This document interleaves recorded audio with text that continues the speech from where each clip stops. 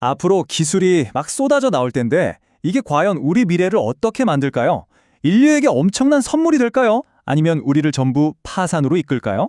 오늘 분석에서는 바로 이 질문의 핵심으로 들어가 보겠습니다.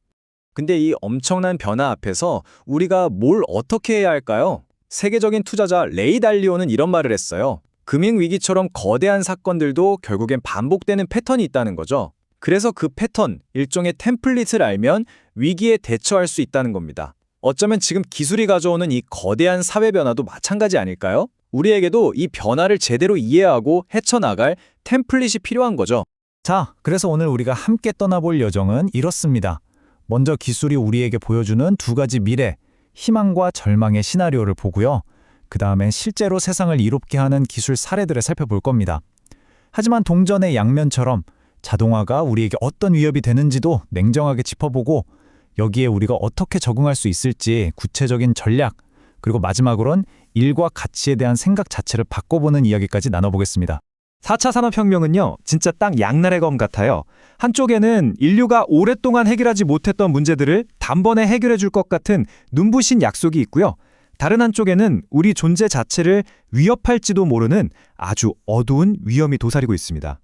지금부터 그 양면을 모두 솔직하게 들여다보겠습니다. 자, 그럼 먼저 좋은 얘기부터 한번 시작해볼까요? 새로운 기술들이 과연 세상의 시급한 문제들을 어떻게 해결할 수 있는지 그 엄청난 잠재력 속으로 한번 빠져 들어가 보시죠.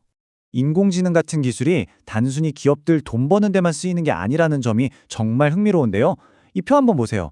KPMG 보고서를 바탕으로 한 건데 AI가 어떻게 유엔의 지속가능 발전 목표, 그러니까 인류가 함께 풀어야 할 숙제들에 기여할 수 있는지를 딱 보여줍니다. 예를 들면 AI가 소득 데이터를 쫙 분석해서 빈곤 퇴치 정책을 더 효과적으로 만들고요. 농업 생산성을 확 높여서 굶주리는 사람을 줄이는 거죠.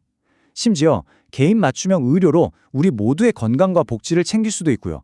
정말 가능성이 무궁무진하죠? AI가 소프트웨어 쪽에서 세상을 좋게 바꾼다면 그럼 하드웨어는 어떨까요? 딱 좋은 예가 바로 드론입니다. 이제 드론은 그냥 취미로 날리는 장난감이나 촬영 장비가 아니에요. 실제로 사람을 살리고 환경을 지키는 엄청난 사회적 가치를 만드는 강력한 도구가 되고 있습니다. 이건 진짜 영화 같은 이야기인데요. 아프리카 루안다에 짚라인이라는 회사가 있습니다. 이 드론들이 뭘 하냐면 응급 환자를 위해서 혈액팩을 배달해요.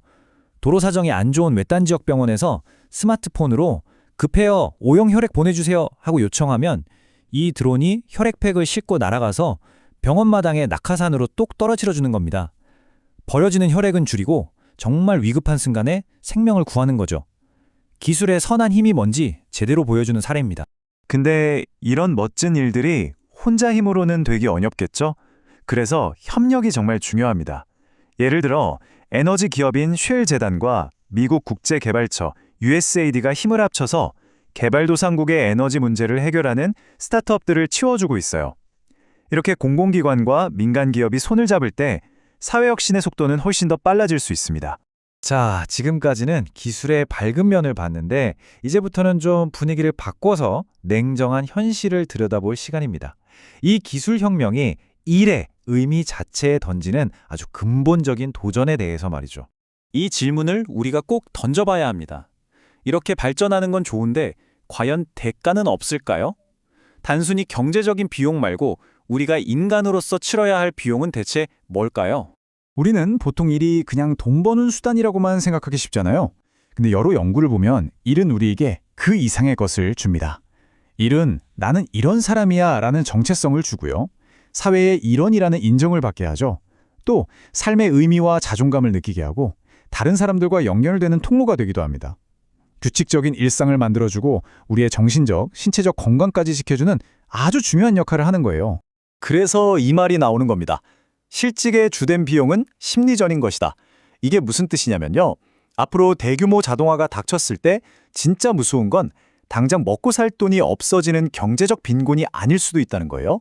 그보다 더 큰 위협은 바로 삶의 의미를 잃어버리고 정신적으로 무너지는 위기일 수 있다는 거죠. 월급 봉주가 사라지는 것보다 훨씬 더 깊은 상실감을 느끼게 될 수도 있다는 뜻입니다. 자, 지금까지 기술이 주는 약속과 그 이면의 위험을 모두 살펴봤습니다. 그럼 어떻게 해야 할까요? 희망적인 미래와 암울한 미래, 그 사이에서 길을 잃지 않으려면 우리에겐 전략이 필요합니다.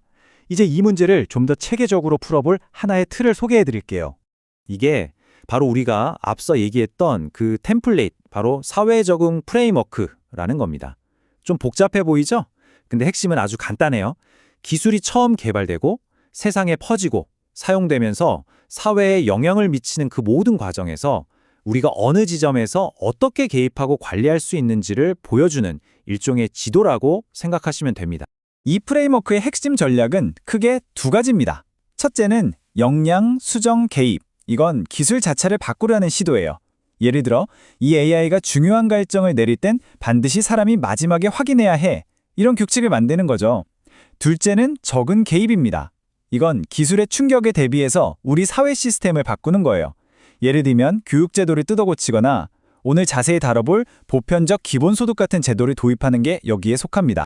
그럼 이 중에서 요즘 가장 뜨겁게 논의되는 적은 개입 하나를 좀 더 깊게 파고 들어가 보죠. 바로 이 제도가 우리에게 요구할 새로운 경제적 사고방식에 대한 이야기입니다. 그게 바로 보편적 기본소득, UBI입니다. 많이 들어보셨죠? 말 그대로 자동화 때문에 일자리가 흔들리는 세상에서 국가가 모든 국민에게 조건 없이 최소한의 소득을 보장해주자는 아이디어입니다.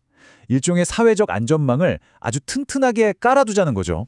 이게 그냥 뜬구름 접는 얘기가 아니라 아주 구체적인 금액도 나왔었어요.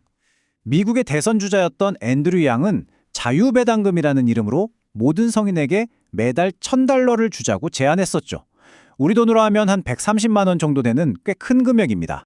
물론 아이디어는 점점 힘을 얻고 있지만 현실의 벽은 높습니다. 이 갤럽 조사를 보면 딱 나오죠. 미국에서 민주당 지지자들은 65%나 찬성하는데 공화당 지지자들은 28%만 찬성해요. 이렇게 정치적인 입장에 따라서 지지율이 확 갈리는 겁니다. 그렇다고 이게 그냥 토론장에서만 오가는 얘기는 아니고요. 실제로 실험도 해봤습니다. 미국 캘리포니아의 스톡튼이라는 도시에서 실제로 주민들한테 2년 동안 매달 $500씩 줘본 거죠. 과연 기본소득이 사람들 삶에 진짜 어떤 영향을 미치는지 그걸 데이터로 확인해 보려는 아주 중요한 시도였습니다. 어쩌면요, 이런 기본소득 같은 정책 하나만으로는 충분하지 않을 수도 있습니다. 아예 우리가 경제를 바라보는 판 자체를 바꿔야 할지도 몰라요. 지금까지 자본주의가 회사의 이익, 주주의 이익을 최우선으로 했다면 이제는 사회 전체를 위한 공유 가치를 만드는 데 집중해야 한다는 거죠. 바로 자본주의 5.0 같은 새로운 패러다임이 필요한 순간일지도 모릅니다. 로봇은 오고 있습니다. 이건 이제 피할 수 없는 현실이에요. 자, 그렇다면 진짜 중요한 질문은 딱 하나 남습니다. 우리는 이 로봇들이 소수의 부를 불려주기 위해 일하게 만들 건가요? 아니면 우리 사회의 구성원 모두를 위해 일하도록 만들 건가요? 이 질문에 우리가 어떻게 답하느냐에 우리의 미래가 달려 있습니다.